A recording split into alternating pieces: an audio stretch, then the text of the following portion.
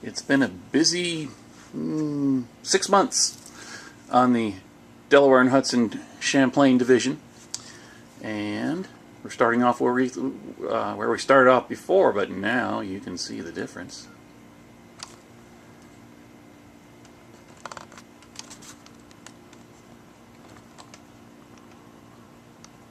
Look what I got built, guys.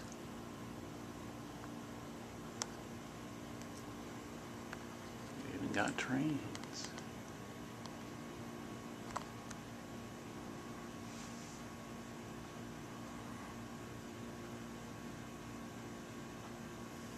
Some of you may remember the CAD rail printout I showed you. Now, what the heck is that over there? That is what I call a window plug.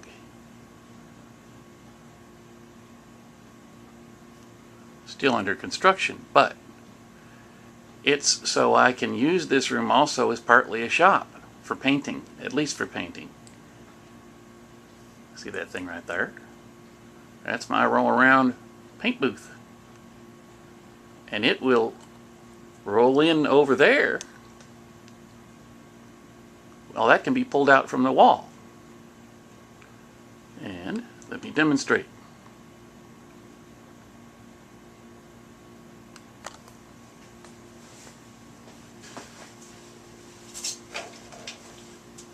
Here's how the window plug operates. We just pull it out from the wall.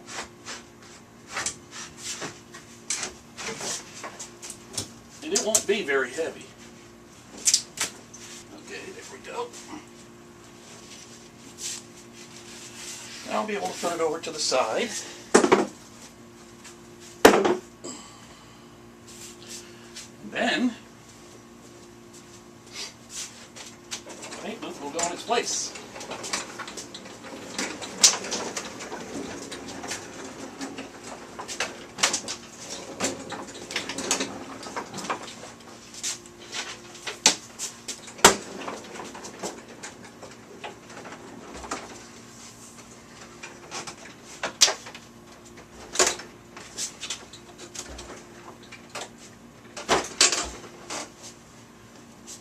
There we go.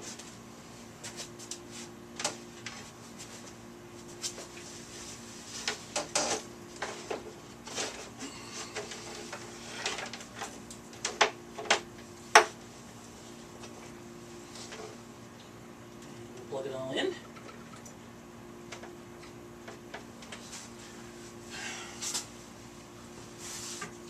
That's how the paint booth works. At least that's how it gets parked. I open that window there, plug in this guy here,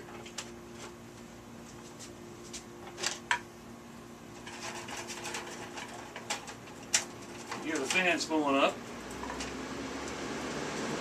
All that is in there is a box fan, an old box fan, and this is an old transit bus AC filter. And of course, compressor,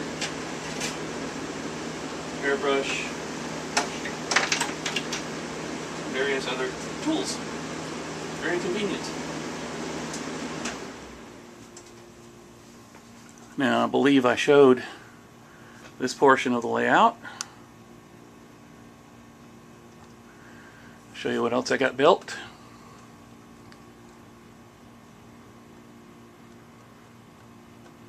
Six-track staging yard. This will theoretically represent what I call my Rouse's Point B yard, which will also correspond to the Canadian National Taschereau yard in Montreal, Canada. There is a direct Canadian National line from Rouse's Point, New York to Montreal, over which the Amtrak Adirondack operates today.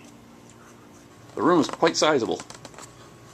It's a 12 by 25 foot room. Of course, there is the entry place from where the train goes back in the other room in there. And this is what I've got built so far. I cleaned it up just for y'all. Also, I'm going to be using a type of switch machine that is relatively new to the United States, called a Hoffman switch machine. As you can see, there's one. There it is, right there. I was turned on to this by a gentleman by the name of Richard Todd, who wrote an article featuring them in the one of the issues of Railroad Model Craftsman. And the Hoffman is the perfect solution to this kind of layout, where in a lot of respects, even on its side, a Circuitron tortoise switch machine just will not work. This little dude right here, this part of it moves back and forth like that, back and forth, and it's variously adjustable. But you can see the short profile of it.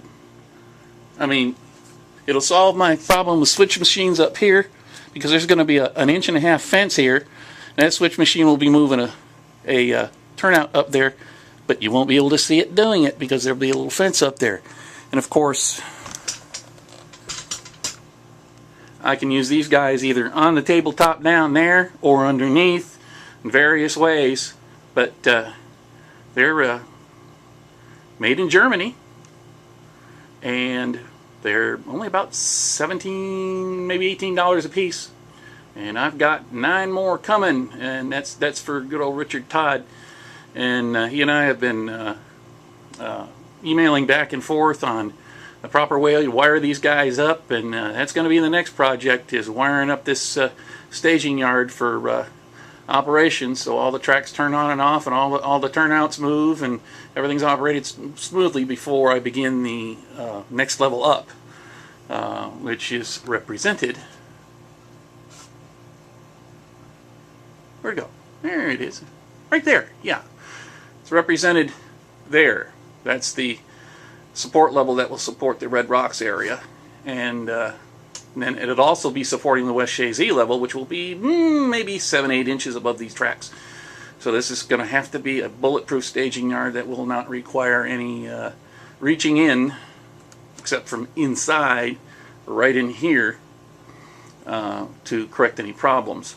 So should be fun. Of course, there's the next level up there, and I've explained all these levels before, and I hope to have a lot more built next time, and we'll see how things go.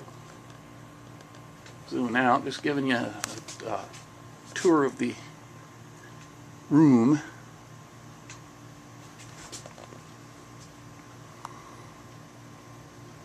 Yeah, I like airplanes too. Like race cars. Regular Friday or Saturday night short track. I was in the Air Force for 10.5 years, and I worked on those F-106s right there. I like radio control model airplanes too, so, you know, I got my fingers in probably too many things, but I'm trying to keep my concentration on model railroading. So, and there's some lumber. So, that's the room. You've seen that bugger before, right there. And we're back to the paint booth. And there's the end of the tracks that we built, along with the other tracks there. And they're already wired up, by the way. I'll show you something here. You're probably wondering, how does all that work? Well, here's how it works. This right here is a phosphor bronze contact. It will be screwed on there, and then a loop terminal will be screwed on to it for the track power. There'll be another one down here, and there are corresponding ones right there. Yeah, slightly shaky video productions. Yeah, very shaky video productions. You can see the other contact right here, and it slides in and out of its positioning right there, and it just slides in, plugs in, stays in by basically friction. And it's going to be 4 levels, actually 3, because the southern portion of West Chazy will be built above this on a kind of like a bridge truss system. And the next level up will be Willsboro, of course, and Ticonderoga right here. You see a better representation of how it slides into the wall. If anybody's got any more questions about how all this stuff works, by all means comment and let me know, and I'll do my best to explain it all. And that's it for the latest update on the Delaware and Hutchins Champlain Division. Thank you for watching.